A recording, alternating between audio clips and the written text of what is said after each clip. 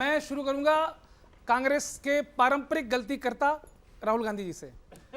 उनको वो परंपरा हो गई उनकी गलती करने की। अभी प्रेस कॉन्फ्रेंस में बोल पड़े कि राजस्थान से भी सरकार जा रही है, उनकी खुद की, तेलंगाना से भी जा रही है। तो मतलब ये कब तक चलेगा?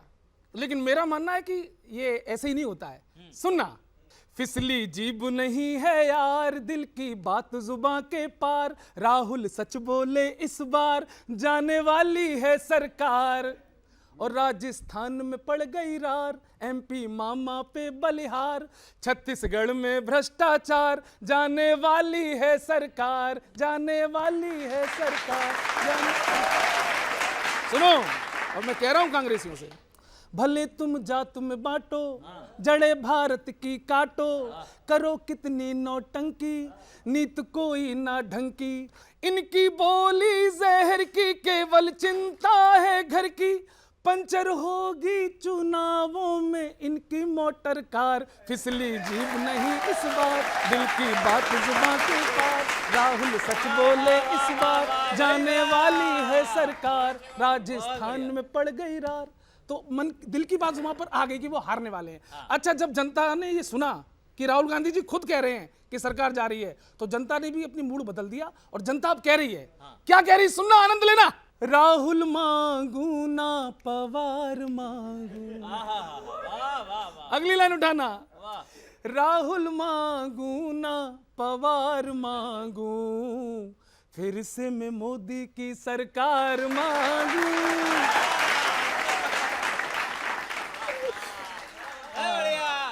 सुजाता जी, चोरी मांगू ना भ्रष्टाचार मांगू, फिर से मैं मोदी की सरकार मांगू।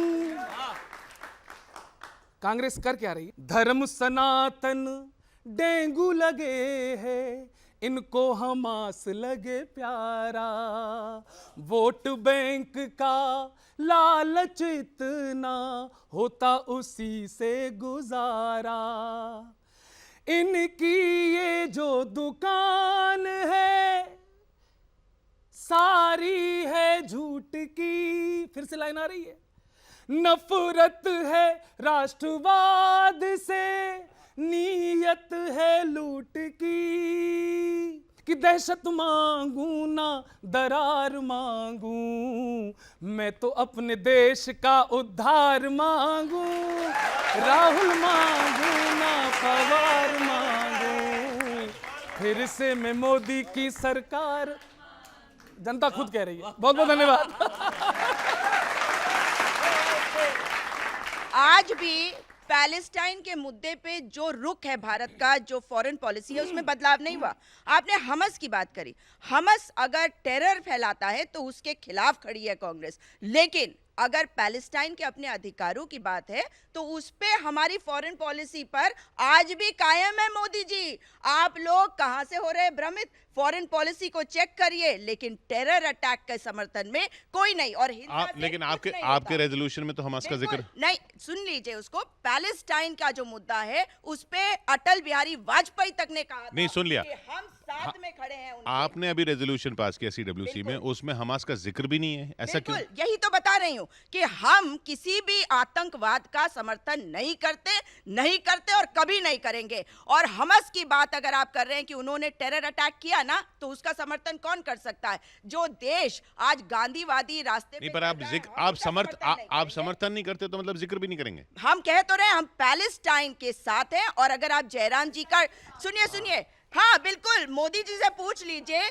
कि फॉरेन पॉलिसी में क्या आप उनके साथ हैं या नहीं है। भाजपा की प्रवक्ता को यही नहीं पता कि मोदी जी की पॉलिसी क्या है, क्योंकि मोदी जी की पॉलिसी देश की पॉलिसी है, उसी के साथ तो हम सब खड़े हैं ना। देश के मुद्दे पर कांग्रेस पार्टी अपनी सरकार के साथ खड़ी होती है, लेकिन पैलेस्टाइन के मुद्दे पे मोदी जी का जो वक्तव्य है वो आप पूछिए उनसे, क्योंकि फॉरेन पॉलिसी आज भी ये है कि पैलेस्टाइन के जो अधिकार के लिए वो अपने लड़ रहे हैं उसमें उनका समर्थन है। और ये अटल बिहारी वाजपेयी ने कहा। भाजपा प्रवक्ता क्या अटल बिहारी वाजपेयी के साथ नहीं है?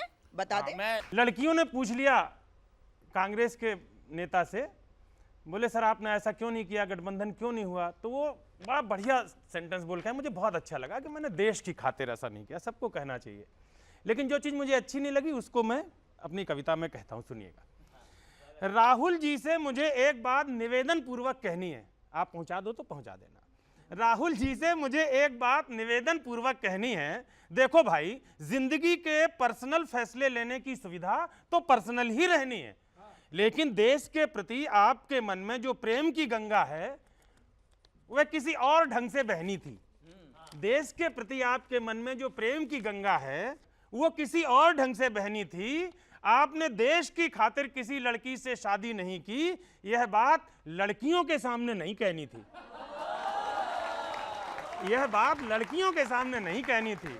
लगता है, समझ गए लड़के होशियार हैं, लगता है तभी जो जुबान कभी नहीं फिसली वह अब फिसल गई। छत्तीसगढ़, राजस्थान और मिजोरम में आपकी ही सरकार जा रही है वाली बात आपके मुंह से निकल गई।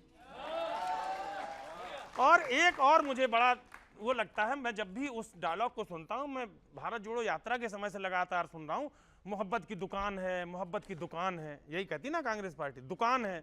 अब दुकान में क्या होता है? सामान होता है, उसका क्या किया जाता है? सेल एंड परचेज, मतलब खरीदा बेचा जाता है। अब हिंदुस्तान जैसे देश में गौरव भाई, कोई ये कहे कि मैं मोहब्बत खरीदता हूं या बेचता हूं, तो ये हमारा जो माइंडसेट है उसके खिलाफ है। ऐसा हम करते नहीं है, दुकान पे मोहब्बत नहीं रखते। उसी बात को कविता में कहा, मोहब्बत एक रूहानी शय है जनाब, मोहब्बत मोहब्बत मोहब्बत एक रूहानी शय है जनाब, पता नहीं आप किस नजरिए से देखते हैं। मोहब्बत की दुकान है आपकी, इसका मतलब आप मोहब्बत भी खरीदते बेचते हैं। इसका मतलब आप मोहब्बत भी खरीदते बेचते हैं। हुजूर, मोहब्बत की कोई कीमत नहीं होती, ये अनमोल होती है। इसकी कीमत सिर्फ प्यार के 2 बोल होती है, इसकी कीमत सिर्फ प्यार के 2 बोल होती है। इसका ना कोई भुगतान होता है, न रसीद काटी जाती है। मोहब्बत की दुकान नहीं, भंडारा होता है, जहां प्यार की पूरी सब्जी मुफ्त बांटी जाती है। बहुत बहुत आभार, थैंक यू सो मच, धन्यवाद।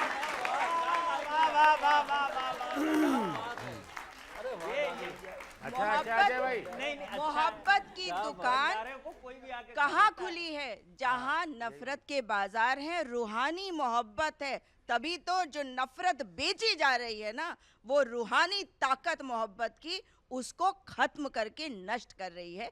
ये तात्पर्य है, क्योंकि बेचने का काम तो नफरत को ही किया जा सकता है। नफरत बिकती है, मोहब्बत आपने भी माना है बिकती नहीं। मोहब्बत से नफरत को खत्म किया जाता है। रूहानी भावना आपसे समर्थन, आपका समर्थन करते हुए कह रही हूं कि रूहानी भावना से इस नफरत को हम खत्म कर रहे हैं, और बहुत हद तक हम कामयाब हो भी चुके हैं। आगे भी नफरत को खत्म करेंगे। जो बेच रहे हैं उनकी ये दुकान और उनका बाजार मोहब्बत से बंद करेंगे। दोबारा मस्ती पे आओ, वही हंसती कॉमेडी करते हैं। पॉलिटिक्स में तो चलता रहेगा। पॉलिटिक्स में क्या चल रहा है इन दिनों?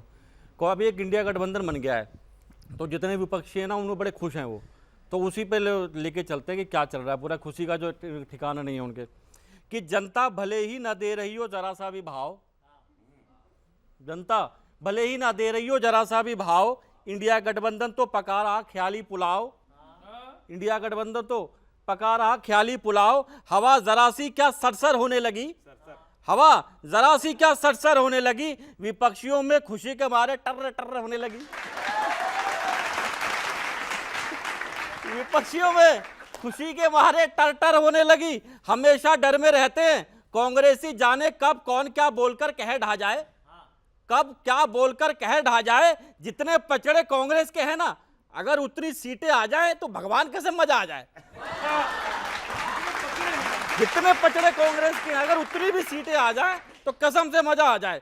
सैकड़ों कोशिशों के बाद भी कांग्रेस के सपने तन नहीं पा रहे हैं, सैकड़ों कोशिशों के बाद भी कांग्रेस के सपने तन नहीं पा रहे।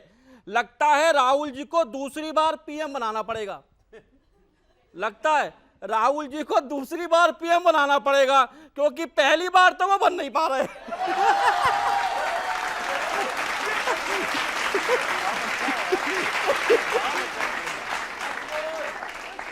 लगता है राहुल जी को दूसरी बार पीएम बनाना पड़ेगा, क्योंकि पहली बार तो वो बन नहीं पा रहे। मलाईदार लच्छेदार वादे हैं बस, जो अब जनता को भाते नहीं। मलाई और लच्छेदार वादे हैं बस, जो अब जनता को भाते नहीं। सीधी सी बात है, अगर आपने सब अच्छा ही किया होता ना तो हम आते नहीं। अगर आपने सब अच्छा ही किया होता ना तो हम आते नहीं। एक जवान फिल्म से एक डायलॉग फंसाता हूं, यहां देखिए। बड़ा हमको विलन विलन कहा जाता, भाजपा को ना, नेताओं को विलन कहा था। सुनिए, हमें विलन बताकर हीरो बन रहे, पर याद रहे मिनटों में बड़े बड़े खेल हो जाते हैं। पर याद रहे मिनटों में बड़े बड़े खेल हो जाते हैं। और सुनो, जब हम विलन बनते हैं ना तो बड़े बड़े हीरो फेल हो जाते हैं। जो बात आप कह रहे हैं पूरी तरह से मैं उस बात को मानती हूँ। गलतियां हुई तभी तो जनता ने निकाला, क्योंकि हम जनता को जनार्दन समझते हैं, हम तानाशाह बनकर नहीं बैठते और गलतियों को सुधारते। इसीलिए जनता के बीच में आज हम जा रहे हैं और जनता को जनार्दन बनाकर पूजा भी करते हैं और उनके लिए सेवा भी करते हैं। भाई, जिन्होंने कहा, आपने सुना होगा एक शब्द शुरू में, सुशासन सुशासन, वो शब्द कहाँ गया समझ में नहीं आता। अब तो शासन भी नजर नहीं आता।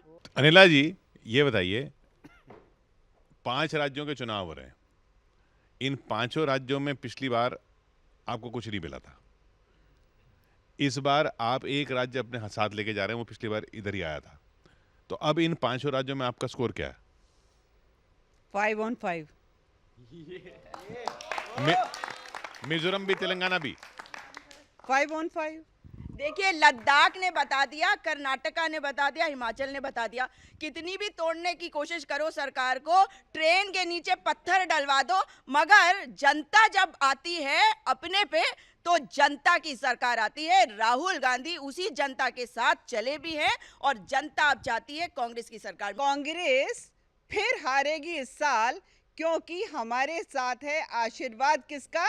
महाकाल, महाकाल जी का आशीर्वाद है। अरे, मैं बाबा केदार की धरती से आती हूँ। मुझे बताएंगे महाकाल कॉरिडोर जिसकी शुरुआत करी थी कमलनाथ ने और जिसमें भ्रष्टाचार किया शिवराज चौहान ने, तो उस भ्रष्टाचार के खिलाफ जनता खड़ी है, मध्य प्रदेश की महिला खड़ी है और बच्चे युवा खड़े हैं जिनके पेपर हुए हैं लीक, और वहां पर आएगी इसीलिए महाकाल के आशीर्वाद से कमलनाथ की सरकार। अच्छा लगा, मुझे बहुत अच्छा लगा कि मेरी बहन ने बताया कि ये उत्तराखंड से आती हैं। अगली बार राहुल जी को सिखा दीजिएगा कि जनेऊ अंदर पहनते हैं, कोट के ऊपर नहीं।